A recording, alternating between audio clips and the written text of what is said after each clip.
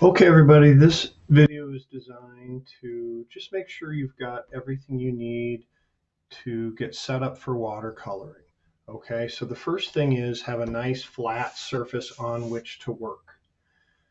That means find a table. Don't do it sitting on a couch or in your bed or anything like that. You want a nice flat surface, a desk, a table, or as I have here, I've got a little board, and any kind of flat wooden board is kind of nice too.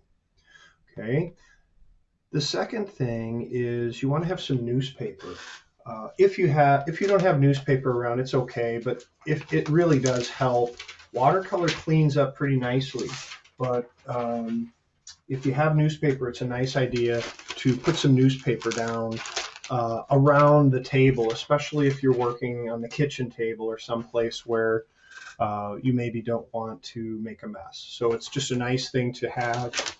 And I'm just going to put some newspaper underneath here. And that's a good thing to use if you have it, to just make sure that there isn't any big mess that happens. Thirdly, you need a water cup. So any kind of little water cup. I just got a plastic cup and I fill it about halfway with water. That's it. You don't need it filled to the top at all. And whenever you feel like getting fresh water, of course you can. So a little half cup of water, just use a crummy cup of some sort. Next, it's good to have paper towel, and that might, a napkin works or whatever, but I just have some, like from a paper towel roll, I have some paper towel that helps with cleaning off your brush when you're changing colors, things like that. So just to have a little paper towel or two at the ready for mainly cleaning your brush and changing colors. Of course, you need your watercolor set. So hopefully you picked that up at school. There's still sets at school if you need one. And inside the watercolor set, ta-da, will be your paintbrush. And these are pretty good brushes. You take the plastic piece off, and these are nice firm bristles, which is what you want with a watercolor set.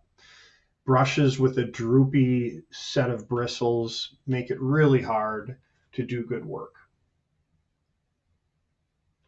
And then lastly, it's nice to have a pencil, because what we're going to be doing eventually is drawing some things out and in pencil on our paper, and then painting over that drawing that we did in pencil. And of course, your watercolor paper. Now I have some really good watercolor paper here. If you have access to really good thick watercolor type paper, that's a real bonus. But otherwise, the paper from your sketchbook should work great. And I recommend you ripping out a page and putting it on your board or on your table on top of your newspaper. That will get you all set up.